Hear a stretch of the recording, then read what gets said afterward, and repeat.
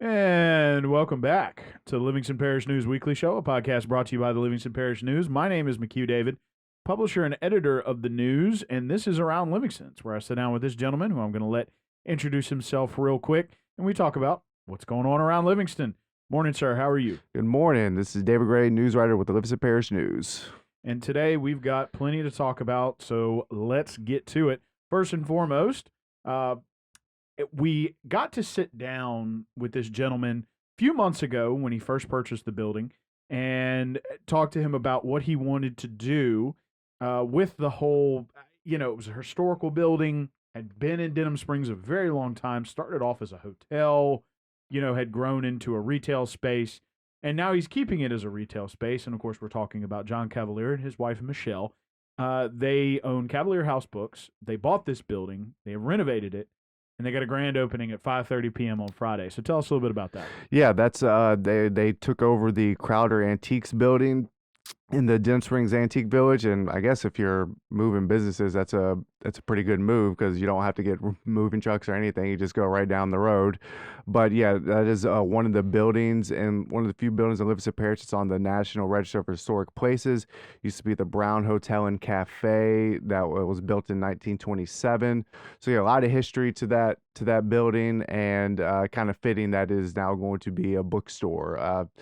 I remember when I talked to John after they had announced that they had bought the building. He said, "I just want it to be books everywhere. That's all I want you to see when you walk in." And they've been. I remember they had hopes to open for Fall Fest in October, but it's kind of it was kind of a tall task. They were able to have some books on display in there and selling books in there, but they weren't able to have it fully open by then. But they are planning to have it fully open this Friday. They're having like you said, a ribbon cutting for it.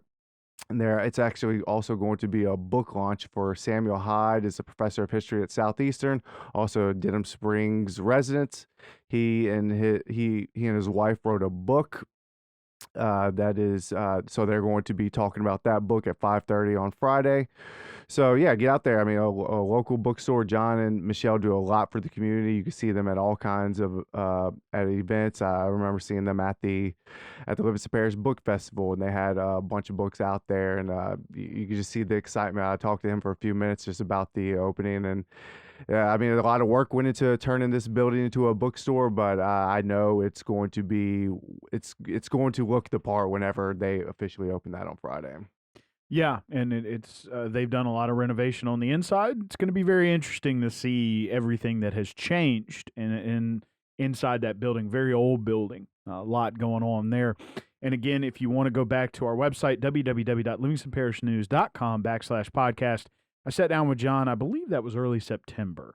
Yeah, it was it was a week or so after we wrote the story about that. Yeah. And he and I had a very long conversation about what he intended to do with that building, and of course, lots going on over there. But an official opening this Friday. Moving into something that we haven't talked about much recently, which is surprising, but has come around again, is Mr. Denny Perkins. His defense is looking for another continuation, and not filed. It was an oral motion. It was denied. So tell us where they go from here.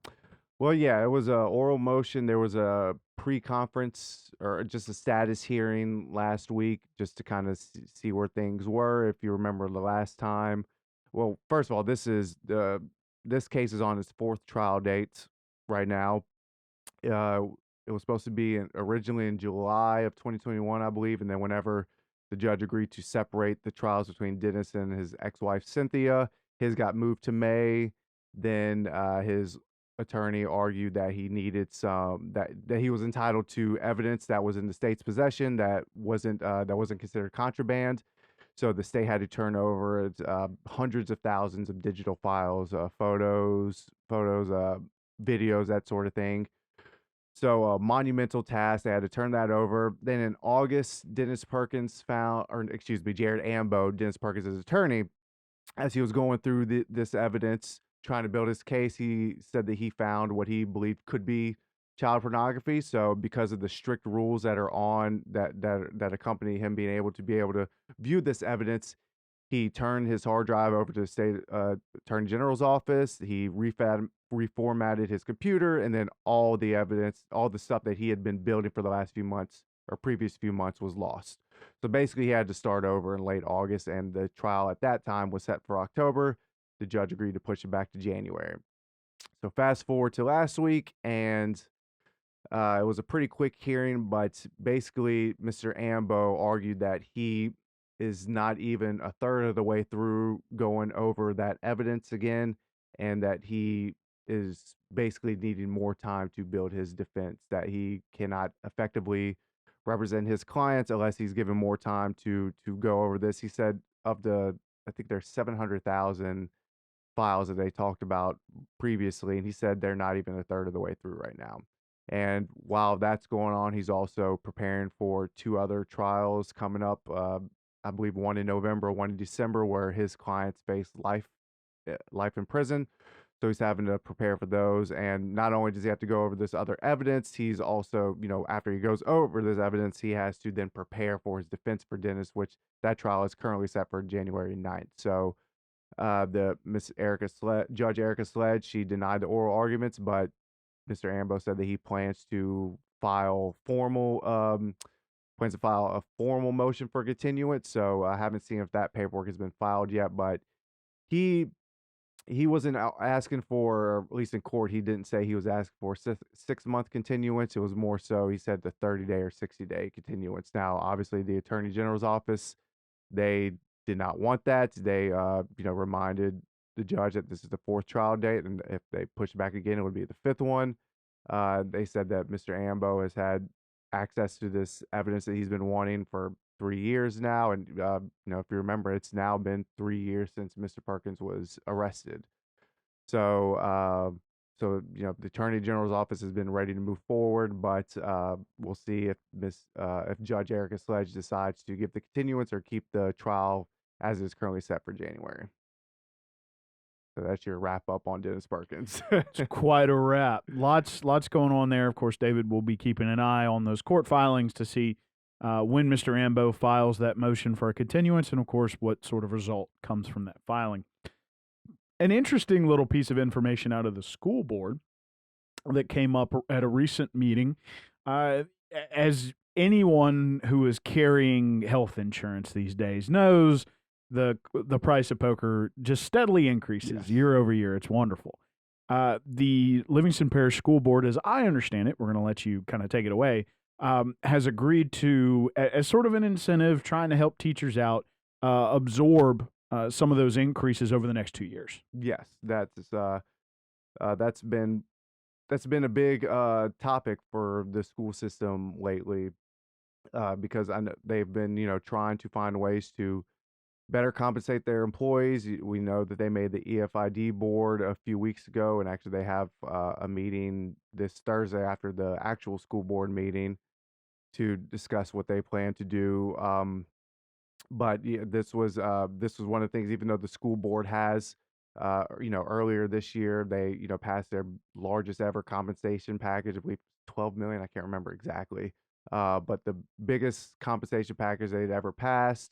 It was included a raise and some one-time stipends, but school employees also argued that with their premiums rising, it's not really that much of an increase. And this year there's going to be even bigger rises. So the school board agreed to cover the increase for, there's around 2,800 employees that this would affect, $46,000 that the school board's covering. But they also agreed that should there be an increase for the next year, that they will cover that as well. So 92,000, my math, mental math, 92,000 in the next 2 years that they're agreeing to cover in increased premiums for their employees. Like I said, that's about 2,800 employees, and this is also coming as the school board looks at ways to, offer better insurance coverages. Right now, they agreed to let an insurance company look at, basically give the school board a quote on what it would take for them to go to being self-insured. So that's something that was agreed upon. I believe last month it was, and that's something that a few other school systems have done. I believe they kept mentioning Edwardsville Parish is one of those that have done that. So yeah, so that's so the school board is looking at ways to offer better insurance coverage for their employees while also lowering those premiums for their employees. And like I said, the next 2 years they're taking care of the increases. So that was a bit of good news for employees of the school system. Yeah, absolutely. Right now, teachers are a big problem. We sat down with Representative Buddy Mincy Jr. back in July to do or was it August? It was August or July. Of course, you can always go find those interviews. I did 3 of them with him. We spent a large amount of one of those interviews discussing a lot of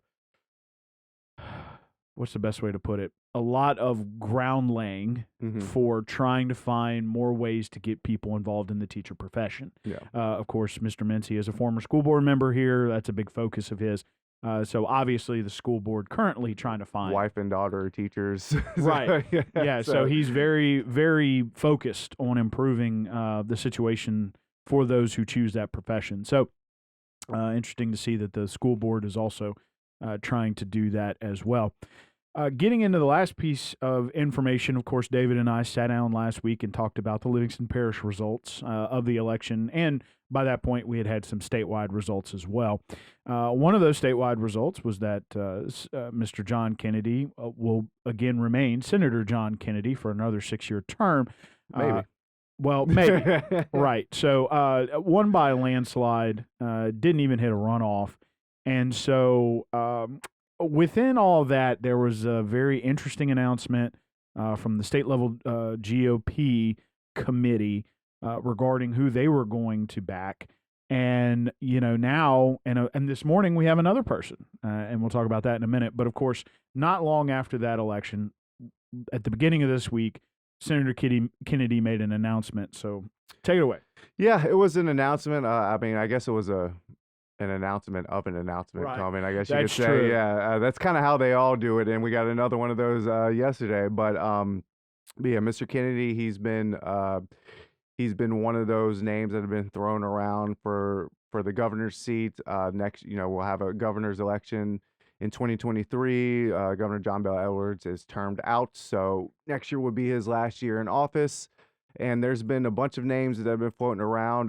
We know Jeff Landry. We did that a few weeks ago, whenever it was that he announced that he was running for governor in that 7-minute video he released.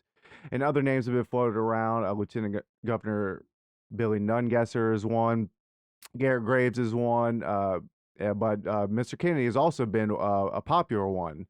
And he said earlier, like you said, Monday, I believe it was, less than a week after winning his second term in the U.S. Senate, said that he is giving strong consideration to the governor's race and will be announcing a decision on that soon. So that is the that was the news. Like you said, it was an announcement of an announcement.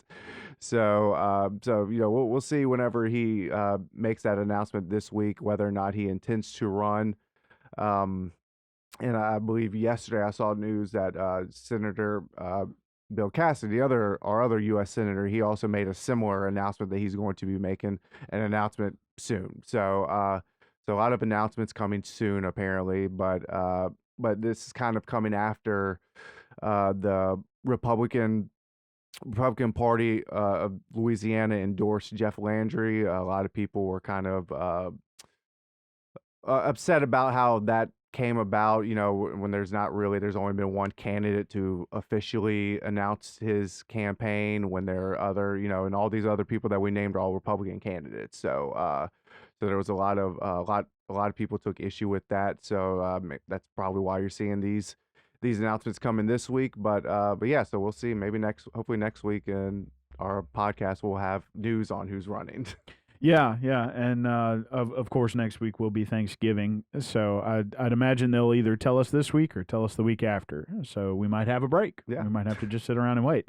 So thank you, sir. If you'll go ahead and introduce yourself. Hey, this is David Gray, news writer with the Livingston Parish News. And my name is McHugh David, publisher and editor of the news. Appreciate you guys out there for joining us for Around Livingston. This is where he and I sit down and talk about what's going on around Livingston, hence the name.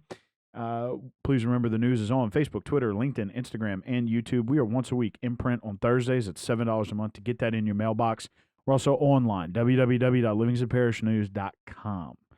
We appreciate you one more time joining us, and we'll see you next time.